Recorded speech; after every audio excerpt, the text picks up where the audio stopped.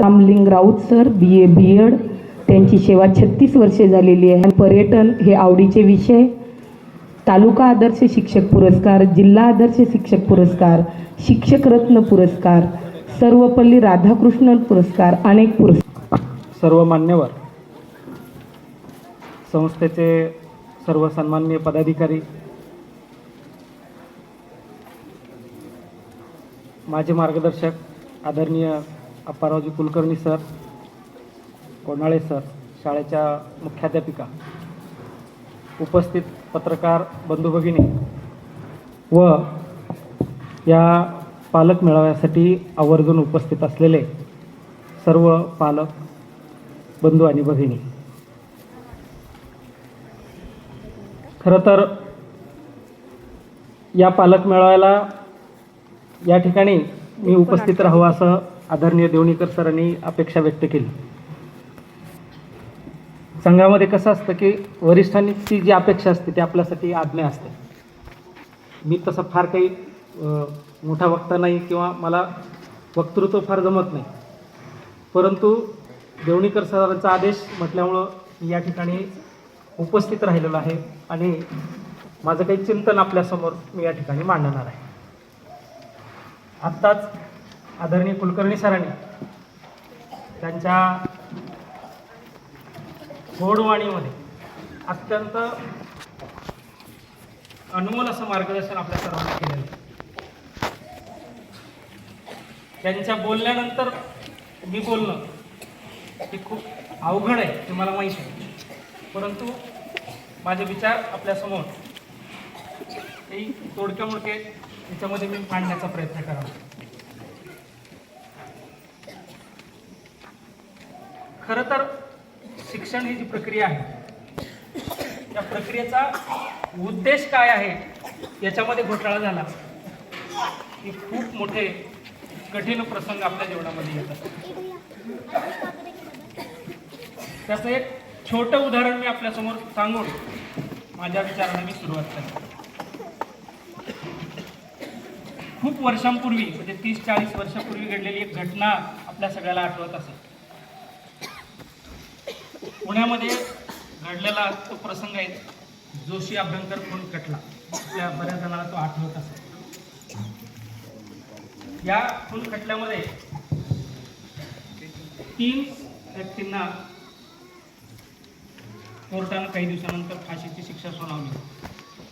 ते जक्कल शहा आणि सुतार नावाचे 3 इंजिनिअरिंगचे विद्यार्थी होते. हा प्रसंग मुद्दाम कशासाठी सांगतोय मी, तर शिक्षणाचा उद्देश ज्यावेळेस भरकटतो त्यावेळेस असे प्रसंग आपल्यासमोर येऊन उभा टाकत असतात. हे जक्कल शहा सुतार हे जे 3 विद्यार्थी होते ते थ्रू आउट मेरिटचे विद्यार्थी होते. बालवाडी ते इंजिनिअरिंग कॉलेजपर्यंत मेरिटचे विद्यार्थी.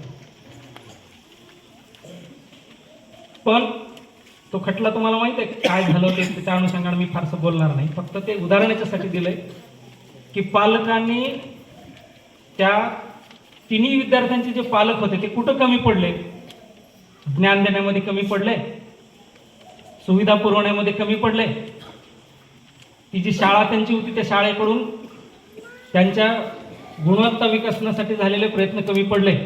नेमकं झालं काय, तर त्या ठिकाणी संस्कार देण्यामध्ये आपण कुठेतरी कमी पडतो. शिक्षण प्रक्रियेमध्ये बऱ्याच वेळेस आपली जी घोडदौड चालू असते ती मार्कासाठी चालू असते. आता विद्यार्थ्यांना मिळणारे जे गुण आहेत ते तर आवश्यक आहेतच, परंतु त्याच्यासोबत आपणाला संस्काराची शिदोरीही देणं खूप गरजेचं आहे. मला आज खूप आनंद वाटतो की या शाळेमध्ये विद्यार्थ्यांना ज्ञानाबरोबरच संस्कार दिले जातात. त्याच्यासाठी खूप असे वेगवेगळ्या प्रकारचे उपक्रम राबवले जातात. आता आल्याबरोबर मॅडमने असे अनेक उपक्रमांची जंत्रीच आमच्यासमोर ठेवली होती पाहण्यासाठी. त्याच्यामुळं मला त्याचा खूप आनंद वाटला.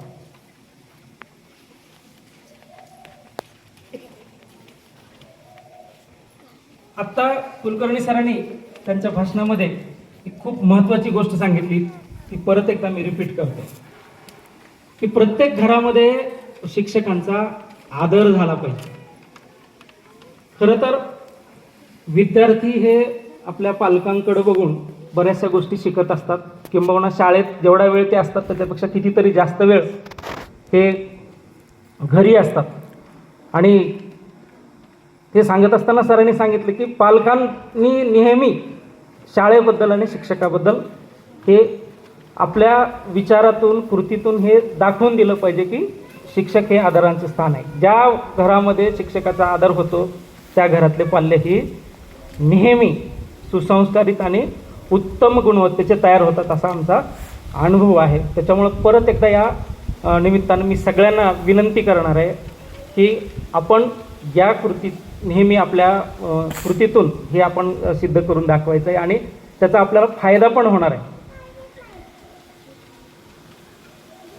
अभ्यासाच्या अनुषंगानं काही गोष्टी बोलण्यापूर्वी मी एक 2-4 गोष्टी आपणाशी मुद्दाम या ठिकाणी शेअर करणार आहे की आपलं पाल्य घडवत असताना आपल्याला काही गोष्टी मुद्दाम काही कराव्या लागणार आहे.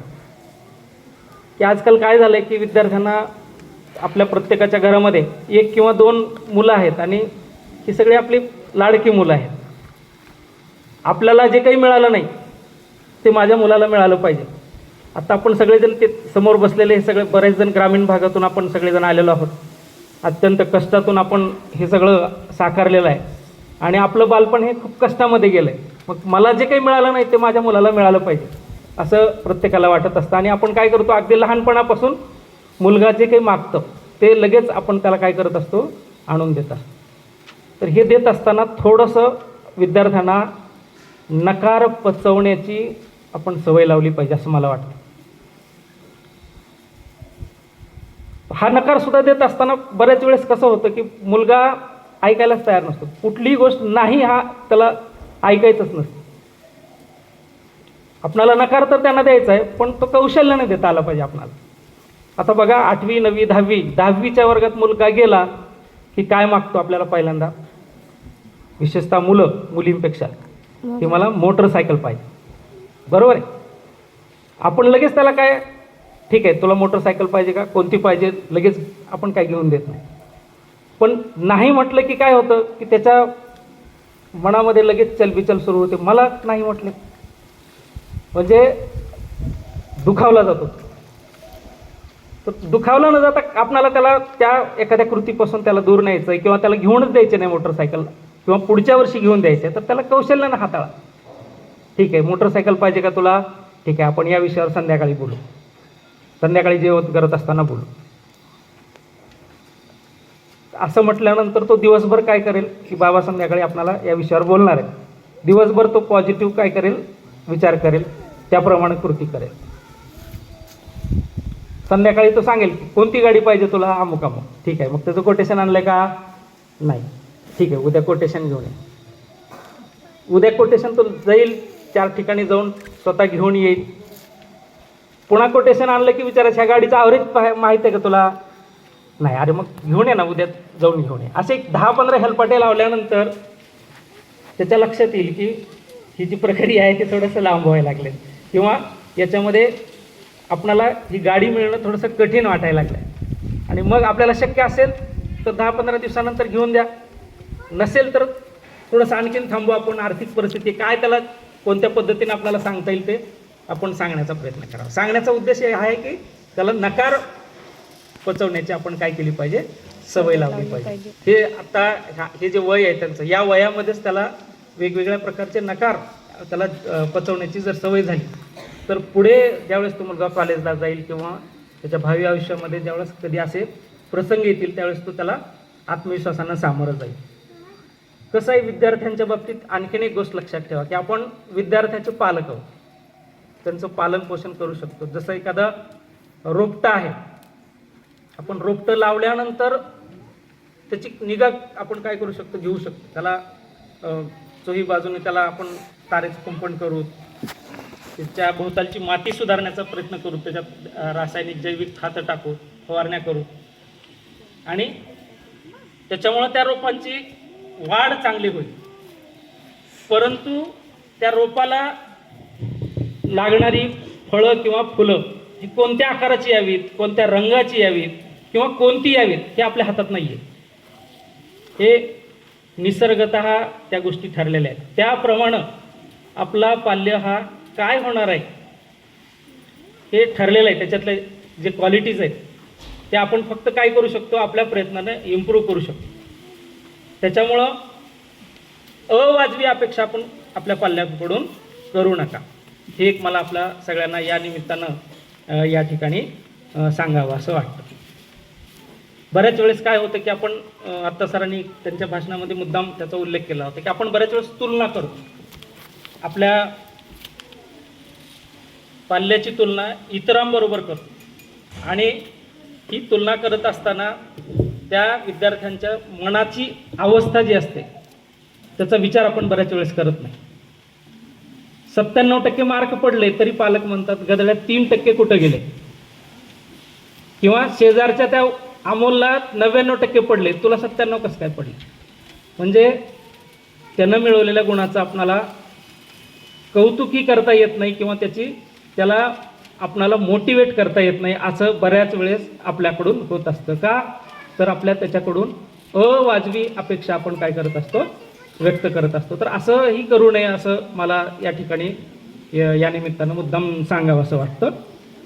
त्यानंतर आणखीन एक गोष्ट, आत्ता सध्याच्या या परिस्थितीमध्ये जिवंतपणे प्रश्न पालकांच्या समोर उभा आहे, तो आहे मोबाईल वापराचा. बरोबर आहे ना मी म्हणतो ते? प्रत्येकाच्या घरामध्ये मुलांचं मोबाईल हाताळण्याचं प्रमाण हे अत्यंत वाढलेलं आहे. किंबहुना यावर बऱ्याच वेळेस संघर्ष पण होतात घरामध्ये. आई वडील सांगतात मोबाईल वापरायचा नाही, मुलांना मोबाईल हवा असतो. याच याच्यामध्ये बऱ्याच वेळेस पेपरला बातम्याही आपण ऐकलेल्या आहेत की मोबाईल दिला नाही पालकांनी म्हणून विद्यार्थ्यांनी अमुक गोष्ट केली, तमुक गोष्ट केली किंवा आत्महत्या केली. इथपर्यंत ते त्यांचं फ्रस्ट्रेशन आपण विद्यार्थ्यांचं आपण बऱ्याच वेळेस वर्तमानपत्रातून वाचत असतो. तर हे एकदम होत नाही. तर त्याच्यासाठी आपल्याला लहानपणापासून काय करावं लागेल, विद्यार्थ्यांना की मोबाईलचा वापर कसा कमी करता येईल याच्यासाठी आपल्याला प्रयत्न करावा लागेल. आता नेमकं काय प्रयत्न करावा लागेल बघा, विचार करा. की मी पालक आहे, ऑफिसमधून थकून आलोय, घरी आल्याबरोबर हातपाय धुतलेत, बसलोत, मुलं जवळ आहेत आपल्या. आपण पहिल्यांदा काय करतो, लगेच खिशातून मोबाईल काढतो आणि लगेच दिवसभर काही कामाच्या व्यापात जमलं नाही म्हणून आपणच काय करतो, मोबाईल चॅटिंग सुरू करतो किंवा त्याचा हाताळायला सुरुवात करतो. त्याच्यामध्ये किती वेळ चाललाय हे पण आपल्या बऱ्याच वेळेस लक्षात येत नाही.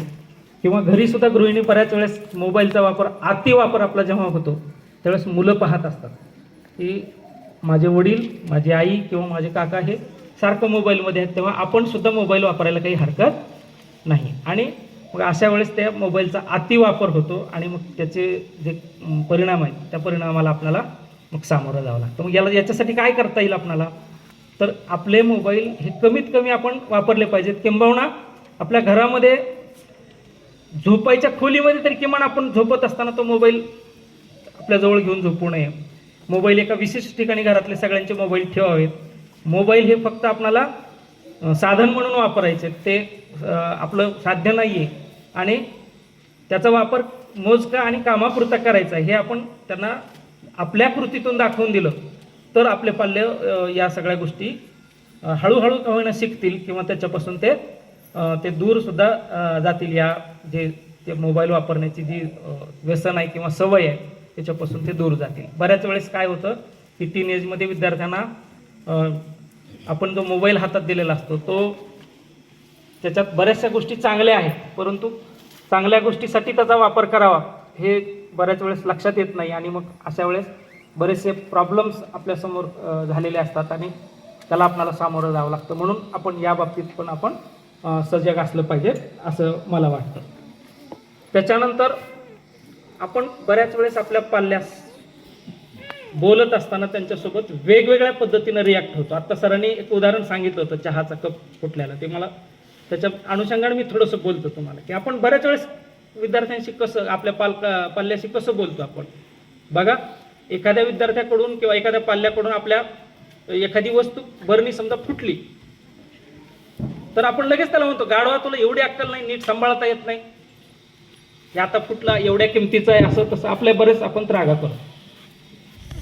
तीच वस्तू समजा दुसऱ्या दिवशी आपल्याकडून फुटली, आपण कसं रिॲक्ट होतो? अरे ही कोण ठेवली इथं? इथं ठेवायची जागा आहे का? ते इथं असं ठेवल्यामुळं ते फुटले. तिसऱ्या दिवशी हीच कृती समजा बाहेरचे एखादे कोणीतरी पाहुणे आले किंवा सन्माननीय व्यक्ती आले, त्यांच्यासोबत एखादा लहान मुलं आलंय आणि त्याच्या हातून ती वस्तू फुटली, तर आपण कसं रिॲक्ट होतो? अरे अरे फुटली काय, राहू दे, बाळ लहानच आहे, मुलगा आहे, फुटतच असते, एवढी काही काळजी करू नको. बघा कृती तीच आहे, पण त्याच्यावर आपण जी प्रतिक्रिया दिली ती मात्र वेगवेगळी आहे. त्याच्यामुळं आपण कशा प्रकारे आपल्या पाल्यांशी बोलतो, कशा प्रकारे त्याच्यासोबत आपलं वर्तन आहे, याच्यावर त्याचं जे बालपण आहे त्या ठिकाणी ते असे छोटे छोटे ठोके दररोज पडत असतात आणि त्याच्यातून त्याचं व्यक्तिमत्व घडत असतं. ते घडत असताना तो आपल्यापासून हळूहळू दूर जाणार नाही याची काळजी आपण काय केली पाहिजे? घेतली पाहिजे. बऱ्याच वेळेस असं होतं शाळेमध्ये, आता आमच्याकडं बरेच पालक येतात त्याला घेऊन, काय करावं मुलगा आमचा ऐकतच नाही, खूप मोठी समस्या घेऊन ते येत असतात, डोळ्यात पाणी येतं त्यांच्या. तर ही जी त्याची विद्यार्थ्याची वृत्ती असते ती एक दिवसात बनलेली नसते. असं का होतं? तर आपला त्याच्याशी असलेला संवाद कमी होत चाललेला आहे. बघा आपण सगळेजण मुद्दाम विचार करा की आपल्या घरामध्ये आपण दररोज संध्याकाळी एकत्र बसून जेवण करतो का? जेवायला कुठं बसतो नेमकं? टीव्हीच्या समोर बसतो तर स्वयंपाकघरात बसून जेवतो? जेवण करत असताना आपला एकमेकाशी सुसंवाद आहे का? नेमकं आज दिवसभरात काय झालं, शाळेत काय शिकवलं, अमुक एखाद्या घटनेच्या अनुषंगानं काय झालं, चांगल्या गोष्टी कोणत्या, वाईट गोष्टी कोणत्या, या गोष्टीच्या अनुषंगानं असं आपली कधी चर्चा होते का? होत नसेल तर ही चिंतनीय बाब आहे, त्याच्यामध्ये आपल्याला सुधारणा करावी लागेल. किंबहुना टीव्हीच्या समोर बसून जेवणं हे आपण टाळलं पाहिजे, कारण बऱ्याच वेळेस आपण या कृतीमधून फक्त आपण अन्नग्रहण एवढंच करत असतो, पण त्याच्यासोबत विचारांची देवाणघेवाण जी असते आपण सहज बोलत असताना जी आपल्या पाल्यांशी ती होत नाही. त्याच्यामुळं याही गोष्टीचा आपण सगळेजण विचार केला पाहिजे. मूल काही एकदम मोबाईल मागत नाही. पहा बऱ्याच वेळेस कसं होतंय की आपण मुलांना ती सवय लावत असतो. बघा आपल्या सगळ्यांचं लहानपण आठवा, बालपण आठवा. जर एखादं मूल रडायला लागलं तर आई काय करत होती? बघा त्याला फक्त काय करायची? जवळ घ्यायची. आईनं मांडीवर घेतलं की मुलाचं रडणं आपोआप थांबायचं, कारण आई आणि मूल यांच्यामधलं असणारं जे अतूट नातं होतं. मुलांना लहान मुलगा एकदम जर असेल तर त्याला ही माझी आई आहे हे त्याला जे कळत होतं आणि त्यामुळं ते पटकन काय करायचं? आपलं रडणं थांबवायचं. आत्ताच्या या स्थितीमध्ये तुम्ही वेगवेगळ्या कार्यक्रमात जाता, त्या ठिकाणी सगळेजण बरेच जण एकत्र येत असतात. लग्न समारंभ असेल किंवा अन्य समारंभ असतील, छोटी छोटी मुलं आहेत, पहिली दुसरीची मुलं, बालवाडीची मुलं, जेव्हा रडायला लागली आई काय करते?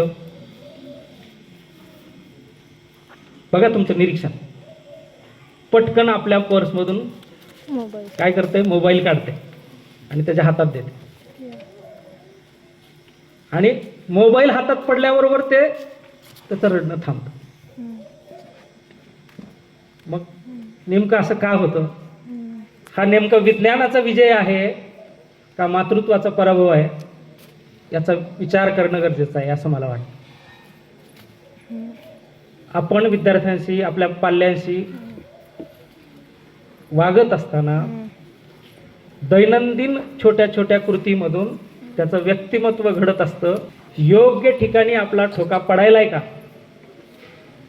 हे अत्यंत जागरूकतेनं जो पालक पाहतो त्यांची मुलं नक्की यशस्वी होतात असा आमचा अनुभव. आता बऱ्याच वेळेस काय होतं की वाचन संस्कृती आता जवळपास बुडतच आलेली आहे. मुलं पुस्तकं वाचत नाहीत हे आपल्याही लक्षात यायला लागलं. का व्हायला लागलंय तर आपण त्यांना बालपणापासून तशी सवय लावलेली नाही. मग वाचन संस्कृती जर आपल्याला जपायची असेल, विद्यार्थ्याला वाचनाची सवय लावायची असेल, तर जाणीवपूर्वक आपण त्यांना बालपणापासून त्याला आवडणारी किंवा त्याचं मन रमेल अशा प्रकारची पुस्तकं सुरुवातीला आणून द्या. त्याच्यानंतर त्याचं वय जसं मोठं होत जाईल त्या क्रांतिकारकांची पुस्तकं, त्याच्यानंतर त्याचं वय मोठं झाल्यानंतर त्याची वैचारिक उंची वाढल्यानंतर त्या पद्धतीनं त्याचा विकास होईल अशा पद्धतीची पुस्तकं आपण त्याला दिली तर तो वाचनामध्ये रमेल. आत्ता शाळेमध्ये मोठमोठ्या शाळेमध्ये सुसज्ज अशी ग्रंथालय आहे. ग्रंथालय सांभाळण्यासाठी ग्रंथपाल आहे, पण मुलंच पुस्तकं नेण्यासाठी येत नाहीत किंवा जी येतात त्यांचं टक्केवारी ही चिंतनीय आहे असं आपल्या लक्षात येतं.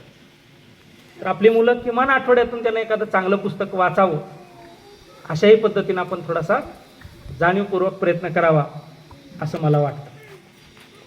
त्याचबरोबर लेखन कौशल्याची काय स्थिती आहे? आत्ता पेपर आत्ताच संपलेत, काही शाळेतून वार्षिक परीक्षा झाली. या कोरोनाच्या स्थितीमध्ये तर असं झालं की विद्यार्थ्यांना लिहिण्याची सवयच बुडाली त्यांची. त्यांना सगळं येतंय पण वेळच पुरत नाही आहे लिहायला. कशामुळे झालं असं? तर दररोज किमान 4 ते 5 पेजेस विद्यार्थ्यांनी किमान लिहिलं पाहिजे, किमान म्हणतोय. आणि हे जर त्यानं दररोज केलं तर मग त्याला ती लिखाणाची सवय राहील. लिहित असताना सुद्धा तो कसा लिहितोय, त्याला ऱ्हस्व दीर्घ कळतंय का, आकार व्यवस्थित आहे का, परिच्छेद सोडता येतो का, लिखाण करत असताना तो त्याचं भावना त्याला व्यक्त करता येतात का, एखादा निबंध लिहित असताना त्याला योग्य पद्धतीनं लिहिता येतो का, नसेल तर त्याला आदर्शवत असे काही निबंध आपल्याला त्याला वाचून दाखवता येतील का, त्याच्यासमोर ठेवता येतील का, असा आपण मुद्दाम जाणीवपूर्वक तसा प्रयत्न केला पाहिजे असंही मला वाटतं. आता विद्यार्थ्यांच्या सर्वांगीण विकासामध्ये शिक्षणाला महत्त्व आहेच. ह्या शिक्षणामध्ये त्याची विद्यार्थ्यांची गोडी का कमी होत चालली आहे? तर योग्य ठिकाणी योग्य वेळेला असणाऱ्या ज्या संकल्पना आहेत, मूलभूत संकल्पना आहेत, त्याला स्पष्टच झालेल्या नसतात बऱ्याच वेळेस. आणि त्याच्यामुळे त्या संकल्पना स्पष्ट न झाल्यामुळे तो तसाच पुढच्या वर्गात जातो आणि त्या संकल्पनांवर आधारित जे काही पुढचा भाग असतो त्याचं अध्ययन करत असताना त्याला बऱ्याच वेळेस समस्या निर्माण होतात. छोट्या छोट्या गोष्टी आहेत. आता एक साधी गोष्ट आहे, मी एक गणिताचा शिक्षक म्हणून म्हणतो की एक लांबी आणि उंची याच्यामध्ये नेमकं काय फरक आहे? बऱ्याच वेळेस विद्यार्थी त्या ठिकाणी गांगारतात. 6वी 7वी 8वी मध्ये मी पाहतो शाब्दिक उदाहरणं आले की त्या ठिकाणी गडबड होते. साधी गोष्ट आहे, त्याला विद्यार्थ्याला एखादी पट्टी त्याच्याजवळ द्या, आडवी ठेवून त्याला विचारा की मोज, तो मोजेल. काय समजा 40 सेंटीमीटर या पट्टीची लांबी आहे. पुन्हा त्याला तीच पट्टी काय करायची, उभी कुठंतरी ठेवून किंवा खवून ठेवा आणि त्याला आता मोज म्हणून सांगा. तो मोजेल आणि सांगेल की या पट्टीची 40 सेंटीमीटर काय आहे, उंची आहे. तो दोन्ही शब्द बरोबर वापरेल. एका आडवं ठेवल्यानंतर ते मोजल्यानंतर त्याची लांबी म्हणेल, उभं ठेवल्यानंतर त्याची उंची म्हणेल. एका छोट्या कृतीमधून त्याची ती संकल्पना स्पष्ट होते. किंवा बऱ्याच वेळेस काय होतं की एखादं छोटं उदाहरण आपण सरासरीचं घेत असतो की एखादी गाडी एका विशिष्ट ठिकाणाहून किंवा एका ए ठिकाणाहून बी ठिकाणी जात असताना ताशी 60 किलोमीटर वेगाने गेली आणि परत येत असताना ती ताशी 40 किलोमीटर वेगाने आली, तर सरासरी त्या गाडीचा संपूर्ण प्रवासामध्ये ताशी वेग किती होता?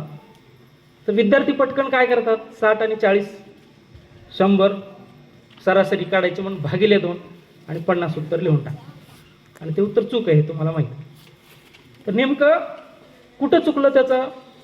तर सरासरी वेग संपूर्ण प्रवासातला ही संकल्पना त्याला न कळाल्यामुळे त्याचं चुकलं. आता त्या संकल्पनेच्या अनुषंगाने बोलणार नाही मी, पण नेमकं चुका कुठं होतात? तर अशा संकल्पना स्पष्ट न झाल्यामुळे विद्यार्थ्यांच्या चुका होतात. पालकांचं काय काम आहे मग? तर वेगवेगळ्या इयत्तेमध्ये असणाऱ्या वेगवेगळ्या विषयाच्या मूलभूत संकल्पना माझ्या पाल्याला अवगत झालेल्या आहेत का, स्पष्ट झालेल्या आहेत का, हे आपण थोडंसं जागरूकपणे पाहिलं पाहिजे. समजा काही संकल्पना त्याच्या स्पष्ट झालेल्या नाही आहेत, तर मग त्या स्पष्ट करण्यासाठी मला काय करता येईल. पालक म्हणून तुम्हाला काही करता येत असेल करा, नसेल तर ती संकल्पना शिक्षकांकडून स्पष्ट करून घ्या. मुद्दाम आपला पाल्य कधी कधी गर्दीमध्ये काय करतो, विचारतच नाही सरांना. वर्गामध्ये एखादी संकल्पना त्याला स्पष्ट नाही झाली, मला समजलं नाही, तर हात वर करून मी विचारलं तर माझा अपमान होईल, सगळी मुलं मला हसतील, असं एक कधी कधी छोटे छोटे प्रश्न त्याच्या मनात निर्माण होतात आणि तो दबून बसतो ते. मग अशा वेळेस आपण जर त्याची घरी जर थोडंसं सखोल अशी चौकशी केली तर आपल्या लक्षात येईल की या संकल्पना आपल्या विद्यार्थ्याला कळालेल्या नाही, आणि मग आपण त्याला मदत करा, शिक्षकांकडे आणा आणि त्यांच्याकडून त्या त्या स्टेजला त्या संकल्पना विद्यार्थ्यांच्या स्पष्ट झाल्या पाहिजे, त्याच्यासाठी आपण जागरूक असलं पाहिजे असं मला वाटतं. शिक्षणाची प्रक्रिया ही नेहमी आनंददायी झाली पाहिजे असं एक म्हटलं जातं. कशी काही आनंददायी होईल, जर त्याला त्याच्यामध्ये गोडीच नाही निर्माण झाली तर आनंददायी होईल का प्रक्रिया, तर निश्चित होणार नाही. विद्यार्थ्यांना अभ्यास करावा असं वाटलं पाहिजे, विद्यार्थ्यांना अभ्यासाची गोडी निर्माण केली की तुमचं 80% काम पालकांचं झालं. बघा, ज्या विद्यार्थ्यांना अभ्यासामध्ये गोडी आहे त्या पालकांना विद्यार्थ्यांना रागवावं लागतं, रात्री झोप आता 12 वाजले तरी तुझं चालूच आहे. आणि त्यांना अभ्यासाची गोडीच नाही, त्याला इतिहासाच्या सदावळ्या पाठ होत नाहीत, इतिहासामधल्या घटनाक्रम त्याला आवडत नाहीत आणि इतिहासाचा अभ्यास करायला बसलाय तो 9-9:30 वाजले की त्याचे डोळे झाकायला लागतात. का? गोडी निर्माण झाली नाही, किंवा त्या त्या ठिकाणी आपण त्या त्या इयत्तेमध्ये त्याला अभ्यासाची गोडी निर्माण करण्यासाठी आपण तसा मुद्दाम होऊन असा काही प्रयत्न केला नाही. तर असं काही आपल्या पाल्याच्या अनुषंगानं व्हायलंय का, हे पण आपण सगळ्यांनी काय केलं पाहिजे, अत्यंत जागरूकपणे पाहिलं पाहिजे असं मला वाटतं. विद्यार्थ्यांना मिळणारं जे ज्ञान आहे त्या ज्ञानाचा उपयोग हा त्याच्या दैनंदिन जीवनामध्ये झाला पाहिजे.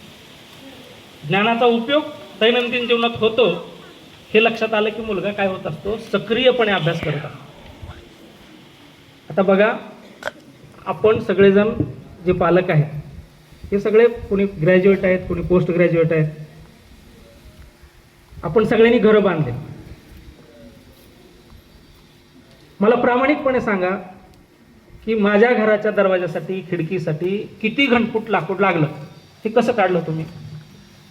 प्रामाणिकपणे सांगायचं, आपली मुद्दाम मुलं नाही आहे तिथं चर्चा करायची. कसं काढलं आपण? तर आपण काय केलं, त्या 4थी पास असणाऱ्या त्या कारागिराला विचारलं की का रे बाबा मला असं असं हे करायचं, किती घनफूट लाकूड लागेल? आणि मग तो काय करेल, तो कॅल्क्युलेट केला आणि त्यानं सांगितलं की एवढं घनफूट लाकूड लागेल. आणि मग आपण काय करतो त्याला, ठीक आहे तूच चल माझ्यासोबत आणि ते कसं पाहिजे ते लाकूड तिथून घेऊन. किंवा मला हौद बांधायचा घरात, आपल्या घरासाठी पाणी साठवण्यासाठी काय करायचं, हौद बांधायचं. मला माझ्या कुटुंबामध्ये किती माणसं आहेत, बाहेरून येणारे अपेक्षित पाहुणे किती आहेत, मला किती लिटर पाणी लागतं, मग माझ्या घरासाठी एवढे लिटर पाणी लागतं, तर मग मला किती घनफुटाचा ते घनफळ असणारा मला तो हौद बांधायचा आहे, असा विचार आपण करतो का कधी? नाही तर. आणि ह्या सगळ्या गोष्टीचं जे ज्ञान आहे ते आपल्याला मिळालेलं आहे शालेय स्तरावर, पण आपण दैनंदिन जीवनामध्ये त्याचा उपयोग करत नाही. ज्ञानाचा दैनंदिन जीवनामध्ये किंवा ज्ञानाचा उपयोग जेव्हा त्याचा कमी होतो तेव्हा ते आपलं जे मिळवलेलं ज्ञान असतं ते विस्मरणात जात असतं. हे एक नेहमी लक्षात ठेवा की कधी जे काही आपण मिळवतो, नॉलेज मिळवतो, ते 2 प्रकारची मेमरी असते आपल्या मेंदूमध्ये सुद्धा, एक टेम्पररी मेमरी आणि परमनंट मेमरी. तर बऱ्याच वेळेस काय होतं की आपण एखादं मिळवलेलं ज्ञान आहे त्या ज्ञानाची आपण जर ते ज्ञान हे परमनंट मेमरीमध्ये जायचं असेल तर त्याच्यासाठी काहीतरी इंटरॅक्शन व्हायला पाहिजे त्याच्यासोबत. बघा, एक सोपं उदाहरण सांगतो मी तुम्हाला. तुम्ही सगळेजण आता इथं पालक मेळाव्यासाठी इकडे यायला लागलात शाळेमध्ये. येत असताना काय झालं की तुमच्या समोरून एक गाय आडवी गेली आणि तुम्ही गाय ते पास झाल्यानंतर शाळेत आलात, या ठिकाणी पालक मेळाव्याला अटेंड झाला. उद्या तुम्हाला विचारलं की काय हो तुम्ही त्या पालक मेळाव्याला शाळेत येत असताना एक गाय आडवी गेली होती, कोणत्या रंगाची होती? सांगता येईल का आपल्याला?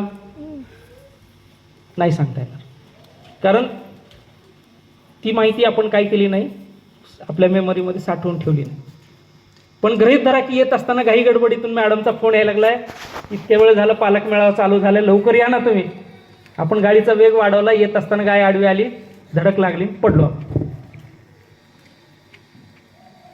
थोडंसं लागलं, पुन्हा गडबडीनं उठलं, गाईकडं पाहिलं राग, कारण ती एकदम आडवी आली होती ना, त्याच्यामुळे हे सगळं झालं. 2 महिन्यानंतर 4 महिन्यानंतर तुम्हाला विचारलं का हो असं असं झालं होतं का, तर तुम्ही त्या गाईचं वर्णन अत्यंत इत्थंभूतपणेच करचाल की अशी गाय होती, इकडून आली, असं झालं तसं झालं. का लक्षात राहिलं आपल्या? तर त्याच्या अनुषंगानं काहीतरी कृती झाली, म्हणून ती घटना आपल्या लक्षात राहिलेली असते. तसं मिळवलेलं जे ज्ञान आहे त्या ज्ञानाच्या अनुषंगानं आपली काहीतरी कृती झाली पाहिजे, प्रात्यक्षिक झालं पाहिजे, सराव झाला पाहिजे. आणि असं जर झालं तर मग काय होत असतं, ते मिळवलेलं ज्ञान हे बऱ्याच वेळेस आपल्याला त्याच्यासाठी वेगळे काही प्रयत्न करायची गरज नसताना स्वतः काय होत असतं आपल्या लक्षात राहत असतं. आता याच्या अनुषंगानं शाळा काय प्रयत्न करते, तर तुम्हाला विद्यार्थ्यांना तुमच्या पाल्याला गृहपाठ देत असते. गृहपाठाच्या वह्या ह्या आपण खरं सांगा मला, किती जणांनी आपल्या पाल्याच्या वह्या या वर्षभरामध्ये बारकाईनं पाहिलं? प्रामाणिकपणे हात वर करा. अगदी आपण मोकळेपणानं चर्चा करायला या ठिकाणी. किती जणांनी पाहिलेत वह्या? ठीक आहे, 2 4 5, काही हरकत, ठीक आहे. तर माझं असं मत आहे की विद्यार्थ्यांच्या वर्गपाठाच्या वह्या, गृहपाठाच्या वह्या आपण मुद्दाम जाणीवपूर्वक पहा. विशेष करून त्या वह्याची पाठीमागची जी पानं असतात, शेवटची 1-2 पानं, ती पण पाहत जा. त्याच्यामुळं वर्गात विद्यार्थी नेमकं शिकवताना काय करायला असतो, त्याचं नेमकं काय चाललेलं असतं, या बारीक सारीक गोष्टीसुद्धा कधी कधी काय होत असतात, त्या मागच्या 2 पानावरून स्पष्ट होत असतात. तर सांगायचा उद्देश असा होता की विद्यार्थी शाळेत दिलेलं जे काम आहे ते घरी व्यवस्थित करतोय का, करत असताना त्याची शिस्त आहे का, गृहपाठाची वही त्याची कशी आहे, हस्ताक्षर कसं आहे, त्याच्यात काही चुका आहेत का, असतील तर त्या पुढच्या गृहपाठामध्ये होणार नाहीत. त्याच्या अनुषंगानं आपण थोडंसं प्रयत्न केला पाहिजे. तुम्ही म्हणताल हे सगळं पालकांना सांगायला लागलात तुम्ही, शिक्षकांच्या अनुषंगानं काही सूचना आहेत का? शिक्षक तर प्रयत्न करायच लागले. त्यांच्यासमोर 50 मुलं आहेत, तुमच्यासमोर तुमचा एकच पाल्य आहे. हा फरक लक्षात घ्या. त्याच्यामुळं वैयक्तिक लक्ष आपल्या पाल्यावर आपण जेवढं देऊ शकतो, शिक्षकाची इच्छा असून पण तेवढं देऊ शकणार नाहीत, हे प्रॅक्टिकली आपल्या लक्षात येतं. त्यामुळं आपल्या पाल्याच्या वह्यांवर आपण आठवड्यातून किमान 1दा तरी 2दा तरी आपण काय करा, बारकाईनं त्याच्यावर नजर टाका आणि काही सकारात्मक सूचना त्याला द्या की हे असं नाही, हे असं केलं पाहिजे, या ठिकाणी लालशाईचा वापर केला पाहिजे, या ठिकाणी आकृत्या काढलेत ना त्याला नावं दिली पाहिजेत, आकृत्या पेन्सिलनं काढल्या पाहिजेत, वर्तुळ काढण्यासाठी कंपोस्टचा वापर केला. छोट्या छोट्या ज्या काही सूचना आहेत त्या सूचना त्याच्यासाठी खूप महत्त्वाच्या असतात, मार्गदर्शक सूचना. तर या आपण त्याला काय केल्या पाहिजेत, दिल्या पाहिजेत, त्याच्यावर लक्ष ठेवलं पाहिजे. आता अभ्यास कसा करायचा, किती करायचा आणि त्याचं नियोजन कसं असलं पाहिजे, या मुख्य विषयाकडे मी आता वळणार आहे. म्हणजे मला आत्तापर्यंत जो मी विषय मांडला आहे तो विद्यार्थी आणि पालक यांच्यामध्ये असणारं जे नातं आहे आणि त्या अनुषंगानं होणाऱ्या ज्या कृती आहेत या अनुषंगानं मी तुमच्याशी बोललो. आता प्रत्यक्ष विद्यार्थ्यांचा अभ्यास किती असला पाहिजे, कसा असला पाहिजे, केव्हा केला पाहिजे, किती केला पाहिजे, कोणत्या वेळेला केला पाहिजे, या अनुषंगानं आपण या ठिकाणी बोलणार आहोत. तर अभ्यासाची योग्य वेळ कोणती, तर आपणाला असं लक्षात येईल की पहाटेची वेळ ही विद्यार्थ्यांसाठी अत्यंत उपयुक्त आहे. त्यावेळेस त्यांनी काय केलं पाहिजे, त्याला आवश्यक असणारं जे पाठांतर आहे ते केलं पाहिजे. त्यांना अन्य त्याचं जे चिंतन आहे, मनन आहे, या गोष्टी त्यांना त्या ठिकाणी केल्या पाहिजे. त्याच्यानंतर दुपारची वेळ आहे, दुपारच्या वेळेला काही त्याचं लिखाण काम आहे समजा ते केलं पाहिजे. रात्रीच्या वेळेला थोडंसं झोपीची वेळ असते, त्यावेळेस त्याला दिलेले जे प्रोजेक्ट असतात मग ते प्रोजेक्ट ते त्यानं त्यावेळेत केले पाहिजेत, म्हणजे ते करत असताना त्याला झोप येणार नाही. तर या पद्धतीनं त्यानं त्याचं त्या अभ्यासाचं ते शेड्यूल त्यानं ठरवलेलं असलं पाहिजे. आता सर्व विषयांचा जो अभ्यास आहे त्या सगळ्या विषयाला त्याला योग्य न्याय देता आला पाहिजे. म्हणजे काय होतं तुम्हाला सांगतो मी, माझा पाल्य आहे समजा, मी त्याला फक्त विज्ञान विषय आवडतो, तर तो दिवसभरामध्ये मिळणारा जो वेळ आहे त्या मिळणाऱ्या वेळेतलं बराचसा वेळ हा फक्त विज्ञान विषयाच्या अनुषंगाने तो काय करत असतो, घालवत असतो. आणि असं तर चालणार नाही, त्याला सगळ्या विषयाची परीक्षा द्यावं लागणार आहे, प्रत्येक विषयाची 100 गुणांची परीक्षा द्यावं लागणार आहे. म्हणून त्याला सगळ्या विषयाला सारखा न्याय त्या ठिकाणी त्याला देता आला पाहिजे. याच्यासाठी पण आपण काय केलं पाहिजे, त्याला मार्गदर्शन केलं पाहिजे. म्हणजे आवडते आणि न आवडते असे दोन्ही विषयाचं ते कॉम्बिनेशन करून त्याला अभ्यास करता आला पाहिजे. त्याच्यामुळे की बऱ्याच वेळेस ना आवडतो विषय असतो, ते का आवडत नाही याची थोडीशी आपण चिकित्सा करायची आणि मग त्याला काही उपाययोजना करून मग त्याला अभ्यासाला त्याला प्रवृत्त करायचं, असं आपण त्याच्या ठिकाणी केलं पाहिजे. प्रश्नपत्रिकांचा सराव योग्य पद्धतीनं झाला पाहिजे.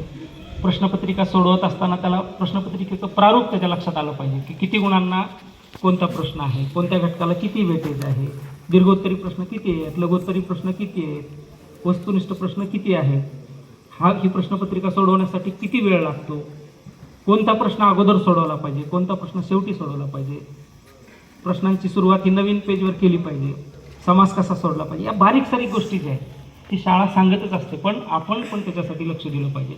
शाळा समजा 4 सराव परीक्षा घेते, आपण एखादी कुठल्या तरी शाळेच्या प्रश्नपत्रिका स्वतःहून आणा, सोडवा आणि आपल्या ओळखीचे कोणीतरी अन्य शिक्षक असतील त्यांच्याकडून त्या उत्तरपत्रिका तपासून घ्या. त्याच्यामध्ये झालेल्या ज्या चुका आहेत त्या चुका त्याला समजावून सांगा की या गोष्टीमुळे याचे मार्क कसे गेले, तिथं आकृती काढली पण त्याचे नावं दिले नाही त्याच्यामुळे त्याचे मार्क गेले, अन्य काही त्याच्यामधल्या स्टेप वगळल्या त्याच्यामुळे हे मार्क गेले, अशा छोटे छोटे ज्या गोष्टी आहेत या त्याला लक्षात आणून दिल्या की त्याची गुण वाढ व्हायला सुरुवात होईल. आणि गुण वाढले की त्याचा उत्साह वाढतो, तो पॉझिटिव्ह काय करत असतो, त्या ठिकाणी त्याची एनर्जी ही पॉझिटिव्ह होत असते आणि मग तो काय करत असतो, वेगानं आणि जास्त वेळ तो काय करत असतो, अभ्यास करत असतो. आता एकंदरीत आपल्या पाल्याचं यश कशावर अवलंबून आहे, अभ्यास कसा करायचा, मुख्य विषय जो आहे तो कसा करायचा, किती करायचा.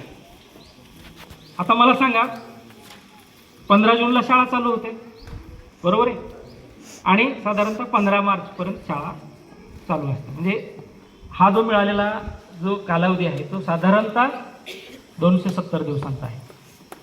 बघा आता 270 दिवसांचा म्हणजे किती, तर 6480 तासांचा हा कालावधी. बघा ज्यांचं नियोजन परफेक्ट आहे त्यांना येणाऱ्या अडचणी या कमीत कमी असतात. नियोजन पक्क पाहिजे. मग 6480 तास आणि भागिले विषय जर केलं तर आपल्याला प्रत्येक विषयाला किती तास मिळतात किंवा किती दिवस मिळतात हे त्याच्या लक्षात येईल. आता हे करत असताना आणखीन एक गोष्ट बारकाईने आपण लक्षात घेतली पाहिजे की दिवसभराचा कालावधी 24 तासाचा आहे. तो कसा आपला पाल्याचा कालावधी जातो लक्षात घ्या. एक मी सर्वसाधारण निरीक्षण सांगतो तुम्हाला की विद्यार्थी 8 तास झोपतात, काही जणांचे 7 तास झोपत असतील, एखादा तास कमी जास्त इकडे. जेवण, गप्पा मारणं आणि अन्य स्नानादी वगैरे सकाळचा वेळ हा दोन्ही वेळेचा काउंट करून 2 तास वेळ लागतो. 24 तासापैकी 10 तास गेले. फिरणे, व्यायाम करणं, गप्पा मारणं आपल्या मित्रांशी 1 तास जातो त्याच्यामध्ये. साधारणतः कितीही आपण त्याला आग्रह केला तरी 2 तास मुलं टी व्ही बघतात. सकाळी थोडा वेळ, दुपारी थोडा वेळ, रात्री थोडा वेळ. आपण किती आग्रह केला तर बातम्या पाहिलं म्हणतात, मग तिथंच रमतात थोड्या वेळ. असं ते 2 तास विद्यार्थ्यांचा त्याच्यामध्ये जातो. आणि शाळा एक सर्वसाधारण शनिवार आणि इतर दिवसाचा असं ॲव्हरेज काढलं तर 4 तास शाळा असते. मग असं 18 तासाचं त्याचं हे शेड्यूल आपलं लक्षात येतं की याच्यामध्ये 18 तासाचे असे जातात. राहिले किती तास? तर 6 तास राहील. तर या 6 तासामध्ये त्याला या 8 विषयांचा अभ्यास करायचा आहे. मग त्याला प्रत्येक विषयाला किती वेळ मिळतो त्याचं आपण काय केलं पाहिजे? प्लॅनिंग केलं पाहिजे. हे जे आत्ता सांगायला लागलोय मी, हे वार्षिक नियोजन आहे त्याचं, विद्यार्थ्याच्या आपल्या पाल्याच्या अभ्यासाचं वार्षिक नियोजन. मग त्याच्यानंतर नियोजन येतं मासिक नियोजन. महिन्यामध्ये त्याला काय करायचं, कोणत्या महिन्यामध्ये त्याला काय करायचं. बघा, आपल्याला मार्चची परीक्षा आपण डोळ्यासमोर ठेवते. प्रत्येक वर्षी साधारणतः मार्चमध्ये परीक्षा आहेत असं गृहीत धरून मी मार्चची म्हणतो. कधी कधी ते मागं पुढे होते. आता यावर्षी स्कॉलरशिपची परीक्षा 20 जुलैला गेली, पुढे विद्यार्थ्यांना थोडासा वेळ जास्त मिळाला. पण साधारणतः मार्चमध्ये परीक्षा आहे असं गृहीत धरून आपण त्याची तयारी करत असताना महिन्यामध्ये मला याला कोणते घटक करून घ्यायचे, गणिताचा कोणता करून घ्यायचा आहे, विज्ञानचा कोणता करायचा आहे, इतिहासचा कोणता करायचा आहे, भूगोलचा कोणता करायचा आहे, चित्रकलेची परीक्षा नेमकं कधी आहे. बऱ्याच वेळेस काय होतं की आपण 10वीला आल्यानंतर चित्रकलेच्या परीक्षेचे त्याला गुण मिळतात, म्हणून आपण काय करतो, चित्रकलेच्या परीक्षेचं प्रमाणपत्र आणण्याचा प्रयत्न करतो किंवा संगीताच्या परीक्षेचं प्रमाणपत्र आणण्याचा प्रयत्न करतो. असं करू नका कृपया. संगीत हा विषय, त्याला काही विद्यार्थ्यांना संगीत विषय आवडतो, त्याच्या अंगामध्ये उपजत कला आहे संगीत विषय, संगीत हा त्याला आवडतो, त्याचा आवाज चांगला आहे, गळा चांगला आहे, तर त्याला संगीत परीक्षा देऊ द्या, संगीताचा अभ्यास करू द्या, सराव करू द्या, रियाज करू द्या, संगीताच्या शिक्षकाच्या सहवासात त्याला काही वेळ घालवतो आणि मग त्याला संगीताची परीक्षा देऊ. त्याला किती वेळ द्यायचा आहे प्रत्येक विषयाला, तर या महिन्यामधलं त्याचं नियोजन ठरवा. नियोजन करत असताना हे मासिक नियोजन जे आहे ते घंटाकृती असलं पाहिजे असं मी म्हणतो. घंटाकृती कळते तुम्हाला? घंटा कशी असते, असं वरच्या बाजूला आणि असं दोन्ही बाजूला ती निमुळती असते. तसं जून महिन्यामध्ये थोडासा कमी अभ्यास, जुलैमध्ये थोडासा जास्त, ऑगस्टमध्ये त्याच्यापेक्षा जास्त, सप्टेंबरमध्ये त्याच्यापेक्षा जास्त, ऑक्टोबरमध्ये त्याच्यापेक्षा जास्त, आणि मग परत नोव्हेंबर डिसेंबर असं करत ते मार्चपर्यंत येईल. असं कशासाठी म्हटलंय, तर हे घंटाकृती नियोजन हे जे आहे ते मानसशास्त्रज्ञांनी ठरवून दिले की साधारणतः डिसेंबर महिन्यामध्ये त्याचा हा अभ्यास करण्याचा जो वेळ आहे तो हाय असतो. इथून डिसेंबर महिन्यात सगळ्यात जास्त अभ्यास करतो. का, तर जूनमध्ये शाळा सुरू झाली, जुलै, ऑगस्ट, सप्टेंबर, ऑक्टोबर, नोव्हेंबर या महिन्यामध्ये बराचसा अभ्यासक्रम संपत आला आणि मग त्या अनुषंगाने त्याला काय करता येऊ लागलंय, जास्तीचा अभ्यास करता येऊ लागलाय. आणि त्याच्यानंतर मग जानेवारी फेब्रुवारीमध्ये त्याला सराव परीक्षा द्यायची आणि मग असं करत सराव परीक्षेला सामोरं जात असताना परीक्षेचा जो वेळ आहे सराव परीक्षेचा तो त्याच्यातून वजा होतो आणि मग अभ्यासाचा वेळ कमी कमी होतो. उलट काय होतं बघा, ज्यांचं नियोजन नाही, ज्यांचं प्लॅनिंग व्यवस्थित नाही, ते काय करतात, परीक्षा जुलैमध्ये त्यांचा विचार कसा असतो, जून जुलैमध्ये, मार्चमध्ये परीक्षा आहे, आत्तापासून काही तेवढं टेन्शन घ्यायची गरज नाही, बघू पुढच्या महिन्यात. पुढचा महिना आला ऑगस्ट की त्याच्यानंतर मग तो बघू पुढच्या महिन्यात, हे त्याचं बघू पुढच्या महिन्यात जे असतं तर पुढचा महिना कधी उजाडतच नाही. आणि ज्यावेळेस मग जानेवारीमध्ये फेब्रुवारीमध्ये डोक्यावर परीक्षा येते त्यावेळेस मग तो रात्री 2-2 वाजेपर्यंत 3-3 वाजेपर्यंत रात्र जागून मग अभ्यास करतात आणि अशा वेळेस मग त्याची ॲसिडिटी वाढते, त्याला शारीरिक बरेच असे व्याधी चालू होतात, पाठ दुखते, डोळे दुखतात आणि मग त्याचं जे काही अभ्यासातलं जे परफेक्शन असतं ते त्याला जेवढं पाहिजे तेवढं येतच नाही आणि त्याच्यामुळे त्या ठिकाणी जे यश मिळवण्याची जी टक्केवारी असते ती त्या ठिकाणी निश्चित कमी होते. म्हणून नियोजन एकदम परफेक्ट करा. नियोजन करत असताना शाळेतल्या सरांची मदत घ्या, अन्य कोणी शिक्षण क्षेत्रातल्या व्यक्तींची मदत घ्या, 4-4दा ते नियोजन तपासा. बघा, एखादी 4 रूमचं घर बांधायचं आहे मला, तर मी त्या घराचं काढलेला प्लॅन ज्या इंजिनियर कडून काढून घेतला त्याच्यावर विश्वास ठेवत नाहीत आपण, दुसऱ्या दोघाला दाखवून घेतो, हे ठीक आहे का, याच्यात जागा काही वाचेल का, वास्तुशास्त्राप्रमाणे बरोबर आहे का, 3रा मजला याच्यावर काढता येईल का, भविष्याची इतकी काळजी करतो आपण, आणि मग माझ्या पाल्याचं आयुष्य घडवण्याची क्रिया चालू आहे या ठिकाणी, तर मग प्लॅनिंग नको का? तर निश्चित पाहिजे, आणि त्या प्लॅनिंगला तेवढंच गांभीर्यानं आपण घेतलं पाहिजे असं मला वाटतं. तर हे मासिक नियोजन पण आपलं काय असलं पाहिजे, पक्कं असलं पाहिजे. त्याच्यामध्ये मासिक नियोजन करत असताना प्रत्येक वेळेस मागच्या महिन्याचा काय करा, आढावा घ्या. की मागच्या महिन्यात मी या 7 गोष्टी ठरवल्या होत्या, त्या करण्याचा प्रयत्न केला, त्यातली एक गोष्ट राहिली आणि एक गोष्ट चुकली. तर ही का चुकली ती पुढच्या महिन्यामध्ये दुरुस्त करा. का चुकली? पाहुणे घरी आले, 4 पाहुणे घरला आले. पाहुणे घरी आल्याबरोबर मग पाहुण्यांबरोबर गप्पा मारल्या, तो पण त्यांच्यामध्ये सहभागी झाला. पुढच्या वेळेस पुढच्या महिन्याचं प्लॅनिंग करत असताना त्याला समजावून सांगा, किंवा आपण पण आग्रहानं हे करा की पाहुण्याबरोबर आल्यानंतर ठीक आहे 10 मिनिट त्याच्याशी बोला, त्याच्यानंतर ठीक आहे तुम्ही बसा काका मी अभ्यास करतो, त्याला स्वतःहून म्हणता आलं पाहिजे. अशा छोट्या छोट्या ज्या काही गोष्टी आहेत, त्रुटी आहेत, त्यात पुढच्या महिन्यात दुरुस्त करा. असं प्रत्येक वेळेस ते दुरुस्त करत पुढच्या महिन्यामध्ये आपण गेलं पाहिजे. मासिक जे नियोजन असतं ते प्रत्येक महिना संपायच्या अगोदर 2 दिवस करायचं, म्हणजे ते आपल्याला काय होत असतं, एक पुढचं नियोजन करत असताना मागच्या चुका दुरुस्तीसाठी आपल्याला त्याचा अनुभव मिळत असतो. कोणत्या विषयाला किती तास द्यायचे, कोणत्या वारी कोणता अभ्यास करायचा, हे पण आपल्याला मासिक नियोजनामध्ये आपण ठरवलं पाहिजे. त्याच्याप्रमाणे त्या शाळेचे तास, अन्य त्याची व्यवधानं, आपल्या घरातलं वातावरण, या सगळ्या गोष्टी त्याच्यामध्ये इन्क्लूड करून मग काय करा, ते मासिक नियोजन करा. त्याच्यानंतर पुढचा प्रकार होतो पाक्षिक नियोजन, 15वाड्याचं नियोजन. तर मासिक नियोजनमध्ये मी 6 गोष्टी ठरवल्या, तर त्याच्यातल्या या 3 गोष्टी या 15वाड्यात करायच्या, तर राहिलेल्या 3 गोष्टी पुढच्या 15वाड्यात करायच्या. ह्याचं पण आपलं नियोजन असलं पाहिजे. आणि असं करत आपल्याला साप्ताहिक नियोजन आणि आपली शेवटच्या क्रियेमध्ये आपण येतो दिनचर्यामध्ये दिवसाचं नियोजन. या आज मला काय करायचं नेमकं हे त्याला लक्षात आलं पाहिजे.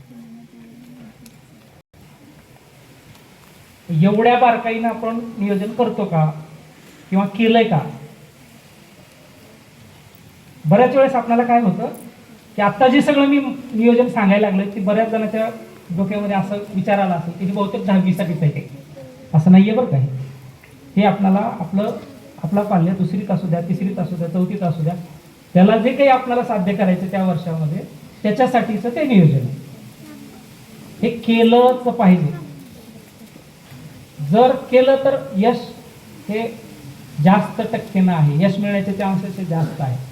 प्लॅनिंग त्याचं चांगलं आहे, त्याला अपयश मिळण्याची शक्यता खूप कमी असते. म्हणून माझी आपल्या सर्व पालकांना अत्यंत नम्रपणे विनंती आहे की आपल्या पाल्याच्या अनुषंगानं, त्याच्या अभ्यासाच्या अनुषंगानं हे असं बारकाईनं आपण काय केलं पाहिजे, नियोजन केलं पाहिजे. आता याच्यानंतर त्यानं वर्षभर अभ्यास केलाय, आपले नियोजन सगळं परफेक्ट झालंय, डिसेंबर, जानेवारी, फेब्रुवारीपर्यंत आलोत आपण. मार्च महिन्यामध्ये त्याला परीक्षेच्या अनुषंगानं काही गोष्टी करता आल्या पाहिजे. परीक्षा जवळ आल्या म्हणून काही गोष्टी करता आल्या पाहिजे. आता अभ्यास कसा करावा हे सांगत असताना याच्यातला एक हा छोटासा भाग आहे, फ्लॅश नोट तंत्र असं म्हणतात त्याला. फ्लॅश नोट म्हणजे काय करायचं आहे मला, तर मी काही जो अभ्यास करायला लागलो आहे, आज मी भूगोलाचा अभ्यास करायला लागलो, तर एक 2 कोरे कागद घ्या, ते 2-3 वेळेस दुमडून त्याला कट करून त्याला स्टेपल करून एक छोटीशी वही तयार करा.